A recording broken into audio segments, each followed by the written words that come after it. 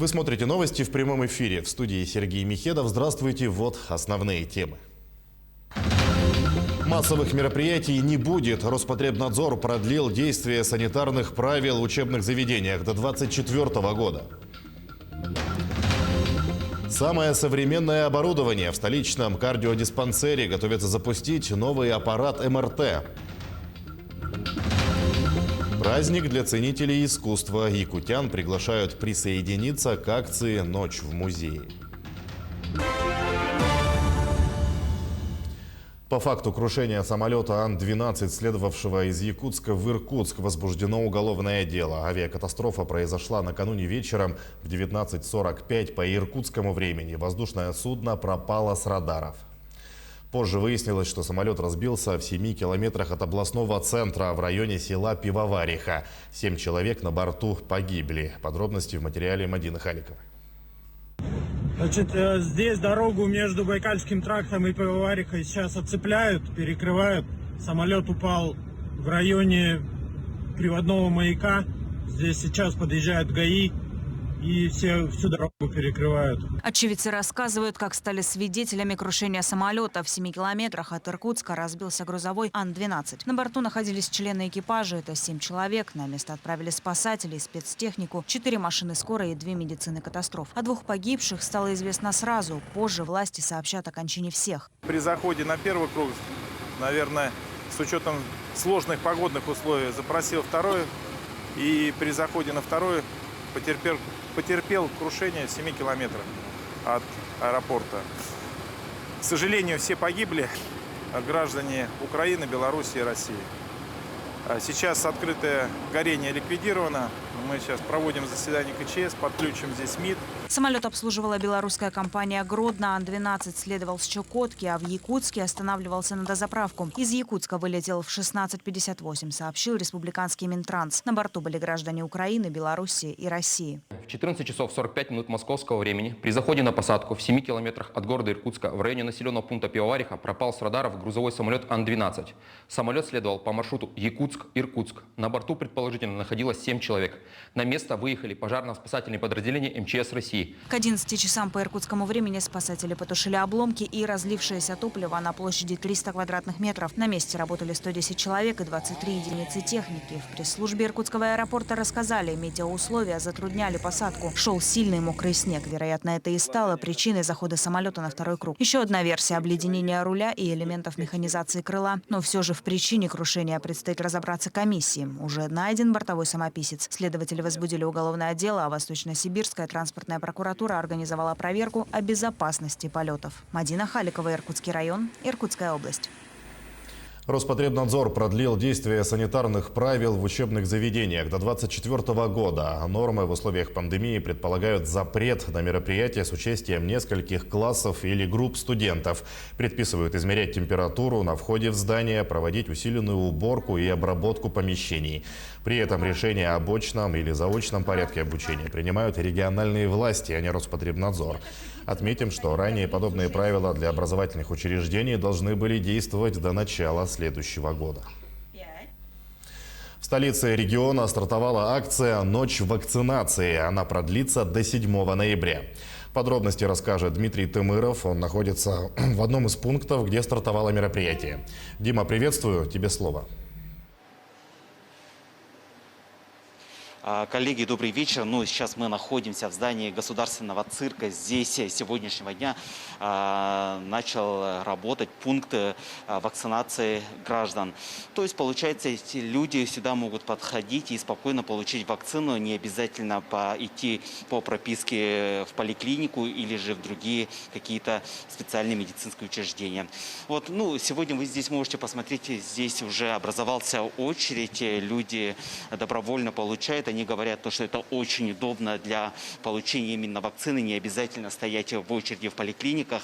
Здесь можно просто прийти, заполнить все документы уже здесь в приготовленном столе. Там же выдаются бахилы и так далее. И здесь им помогают уже ориентироваться волонтеры, которые помогают им здесь при заполнении документа и других каких-то вопросов. Вакцинация идет именно в этом кабинете. Здесь, как вы видите, есть информация. Вот на сегодня здесь граждане могут получить Ковивак, Эпивак, Спутник Ви и Лайт. Давайте сейчас пройдем, как здесь организована работа по вакцинации граждан. Здесь одновременно работает у нас 3 пункта, получается, 3 места, где можно спокойно получить вакцину. Здесь же врачи консультируют их, опрашивают. Непосредственно перед началом получения вакцины они опрашивают о действующих заболеваниях и так далее, о побочках и аллергии и так далее. Точно такой же пункт расположен уже в соседнем кабинете. Также здесь можно получить вакцину. Но я хочу отметить, что иностранные граждане также могут здесь получить вакцину.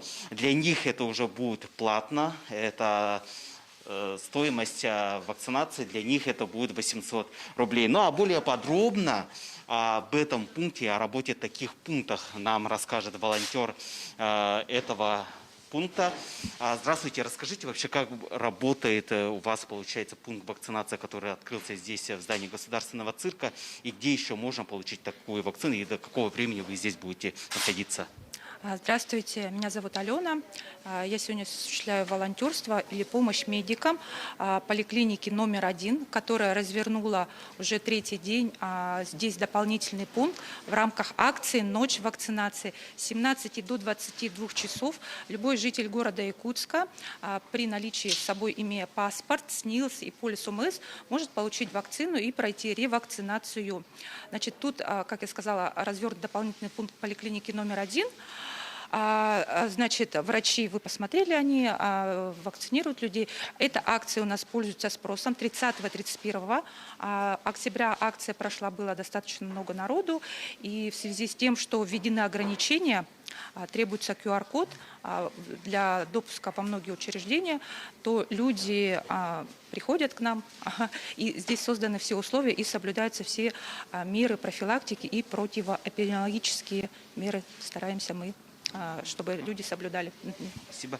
А я хочу напомнить, точно такой же пункт вакцинации, открытый в здании Русского драматического театра. То есть граждане, это очень удобно для населения, так как эти объекты у нас находятся в центре города. Поэтому до 7 ноября любой желающий, который хочет получить первую вакцину, также пройти ревакцинацию, они могут подходить по этим пунктам, по этим адресам и получить вакцину. И, соответственно, у них уже будет свой QR-код. На этом у меня все, коллеги.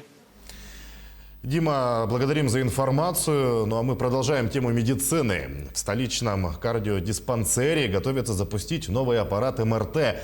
Оборудование производства компании Philips прибыло в Якутск летом. Ожидается, что его переведут в рабочее состояние по завершению строительных и монтажных работ в здании.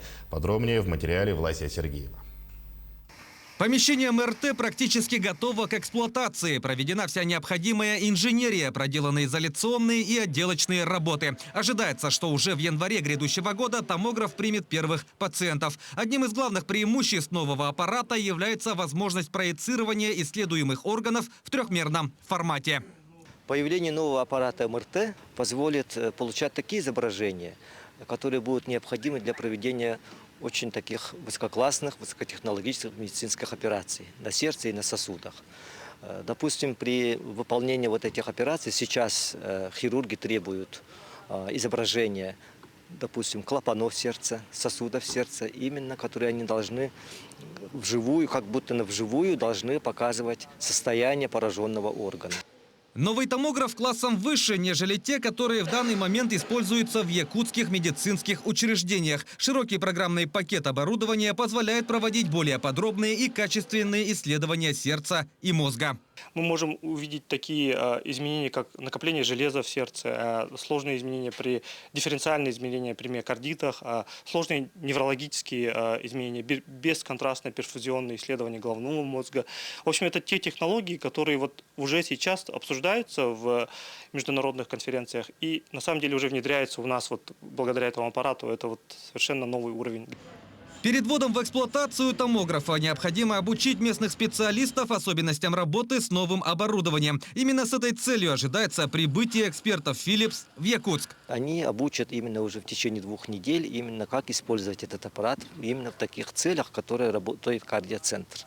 Ну, наши специалисты, в принципе, уже готовы работать. И эти врачи будут здесь сконцентрированы из 2 крупных республиканских наших больниц. Это Национальный центр медицины и Центр экстренной медицинской помощи. Ввод в эксплуатацию нового МРТ-аппарата состоится ближе к сдаче всего кардиодиспансера. В данный момент работы на объекте завершены на 85%. Власий Сергеев, Григорий Охлопков, Якутск. К другим темам. Сегодня отмечается День народного единства. С праздником жителей и гостей республики поздравил глава Якутии Айсен Николаев. Сегодня, 4 ноября, по словам главы региона, будет опубликована резолюция, в которую вошли конкретные предложения по оздоровлению жителей республики. Отметим, что День народного единства символизирует сплоченность всего российского общества и национальное согласие всех народов страны. Якутян приглашают присоединиться к акции «Ночь в музее». Ее проведет сегодня Национальный художественный музей Якутии. Ранее музей провел дни открытых дверей, представили несколько экспозиций, как из постоянных выставок, так и временные. Это мероприятие традиционное и проводят его ежегодно, 4 ноября. Для посетителей музея прошли различные мастер-классы, конкурсы и викторины для детей, а также бесплатная экскурсия по залам. Ну а в 19 часов откроется онлайн-экскурсия. «Ночь в музее» стартует на официальном сайте Национального художественного музея Якутии и на YouTube-канале. Данная акция всегда проходит под девизом «Искусство объединяет». И в этом году объявлена тема традиции Руси. И так как в коллекции, в собрании Национального художественного музея представлены все виды и жанры изобразительного искусства, произведения зарубежных, отечественных мастеров, представлена широкая панорама искусства Якутии, также представлены народные промыслы России. Это важнейшие центры лаковой миниатюры России: Палях, Мстера, Федоскина, Скопинская и Балхарская керамика, Филимоновская и Дымковская игрушка и много-много другое. Поэтому мы в вечерней, в онлайн-программе постарались отразить многообразие культур и многообразие коллекции нашего музея. В Якутске завершился международный фестиваль поэзии «Благодать большого снега». В главном поэтическом событии приняли участие авторы из нескольких стран и регионов страны, одна из которых Аида Эйвазова, публицист, журналист и переводчик из Азербайджана. За перевод произведений Платона Аюнского она награждена почетным знаком республики за укрепление мира и дружбы между народами. Отметим, что это ее 2-й приезд в Якутию. В первый раз она приезжала 2 года назад и тоже на фестиваль «Благодать большого снега». Сегодня 4, как сказали, ноября, День единства народов Саха и России. Я хочу от миролюбивого народа Азербайджана, от имени Азербайджана, передавать вам всем привет и поздравить вас с праздником. Пусть на этой земле будет всегда праздник, праздник души, праздник литературы. Пусть будет всегда мир, дружба и фестиваль. К этому часу это вся информация. Наши корреспонденты продолжат следить за развитием событий. Оставайтесь с нами.